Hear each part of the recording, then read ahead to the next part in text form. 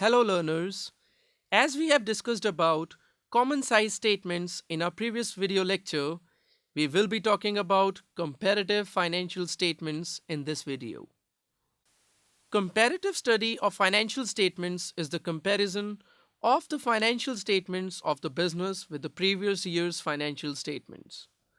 These are financial statements that cover a different time frame but are formatted in a manner that makes comparing line items for one period to those of a different period an easy process.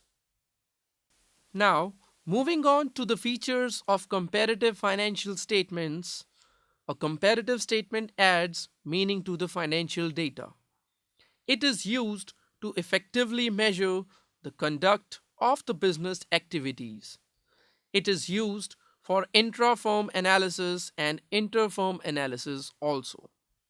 A comparative statement analysis indicates change in amount as well as change in percentage. And lastly, it is a popular tool for analysis by the financial analyst. A comparative statement analysis cannot be used to compare more than 2 years of financial data. Comparative financial statement is of two types, that is comparative balance sheet and comparative income statement. Now what is a comparative balance sheet? The comparative balance sheet shows the different assets and liabilities of the firm on different dates to make comparison of balances from one date to another. The comparative balance sheet has two columns for the data of original balance sheets. Third column is used to show change in figures. It can be increase or decrease. Fourth column may be added for giving percentages of increase or decrease. Now this analysis is also known as horizontal analysis. There is an example given to us. From the following balance sheets of Amrit Limited as 31st March 2014 and 15, prepare a comparative balance sheet. Now different values are given for 15 and 14, that is shareholders fund, which includes share capital and reserves and surplus, non-current liabilities, which includes long-term borrowings, current liabilities, which includes trade payables, and on the other hand, assets, which includes non-current assets and current assets. And the total of both sides in 2015 is 55 lakh and in 2014 is 47 lakh. Now, moving on to the solution, which says comparative balance sheet of Amrit Limited as at March 31st, 2014 and 15. Now, we will start solving this question by writing equity and liabilities first, and which includes shareholders funds. Now, share capital and reserves and surplus have been given as 15 lakh and 14 lakh for 2014 and 20 lakh and 13 lakh in 2015. Now 1 lakh has been taken common from each and every value. That is why despite of writing 15 lakh, only 15 is written. Now how much is the increase? The increase is 20 lakh minus 15 lakh, which becomes 5 lakh. Now there is an increase, that is why it is written as a positive value. Now in order to calculate the percentage, what we will do is we will divide 5 by 15, that is your base year, and multiply it with 100%.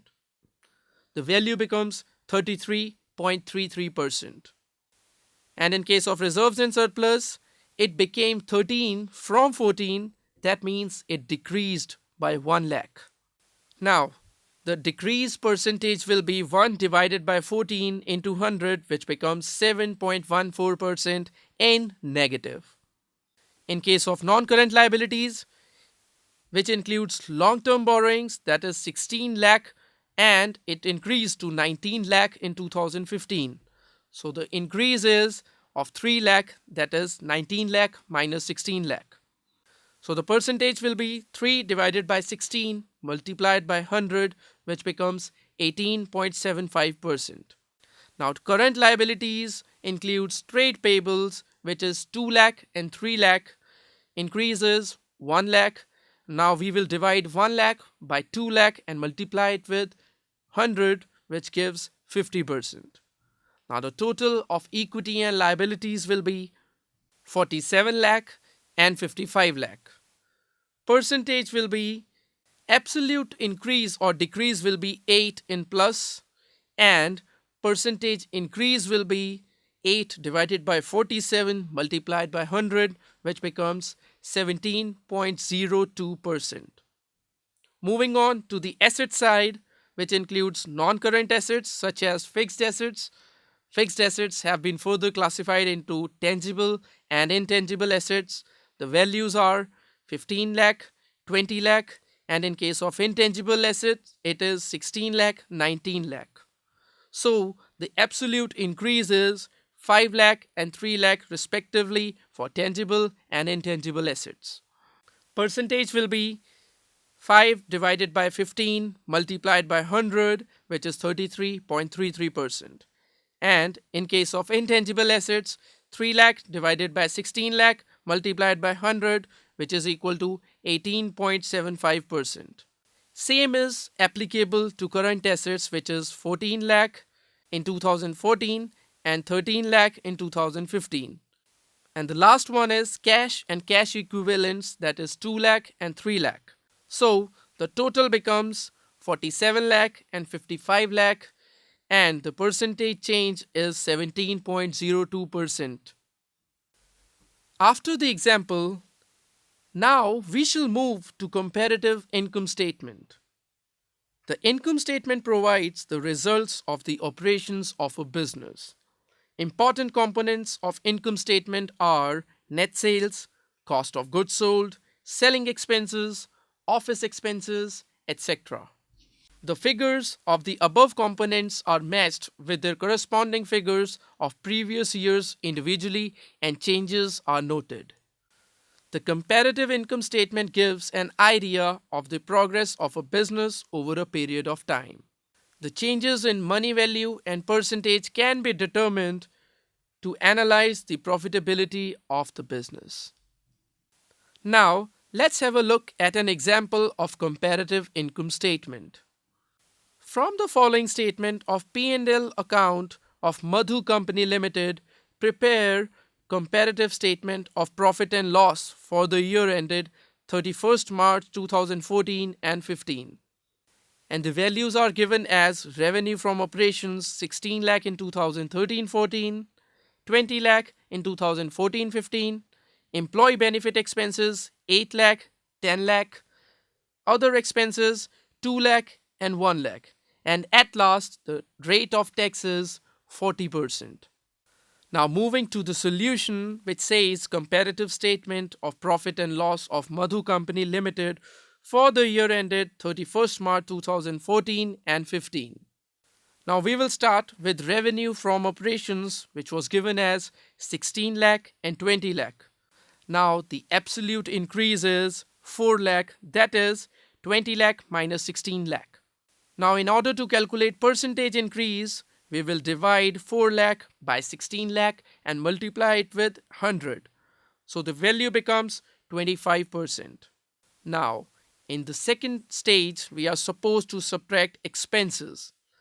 Now first one is employee benefit expenses, which is given as 8 lakh and 10 lakh.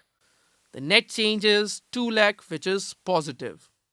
2 lakh divided by 8 lakh multiplied by 100 is equal to 25%, and other expenses are given as 2 lakh and 1 lakh. Now there is an absolute decrease of 1 lakh. So we will divide 1 lakh by 2 lakh and multiply it with 100, which gives 50% in negative. So at the end what we get is profit before tax. And the value of profit before tax for 2013-14 is 6 lakh, and for 14-15 is 9 lakh. And again, absolute increase is 3 lakh, which is 3 lakh divided by 6 lakh multiplied by 100, which is equal to 50%. Now, at the end, we are supposed to subtract tax from it, which is 40%. Now, 40% of 6 lakh is 2 lakh 40,000 and 9 lakh is 3 lakh 60,000. An increase in taxes is 1 lakh 20,000. Percentage is 50%. And at last, what we get is profit after tax, which is 3 lakh 60,000 and 5 lakh 40,000. Absolute increase is 5 lakh 40 minus 3 lakh 60, which becomes, and at the end, what we get is profit after tax. In 2013-14, profit after tax is 3 lakh 60,000 and in 2014-15, it is 5 lakh 40,000.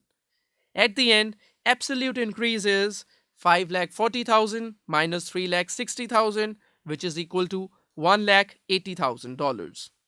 At the end, in order to calculate the percentage increase, we will divide 1 lakh 80,000 by 3 lakh 60,000 and multiply it with 100. So the percentage increase in profit after tax is 50%. Thank you.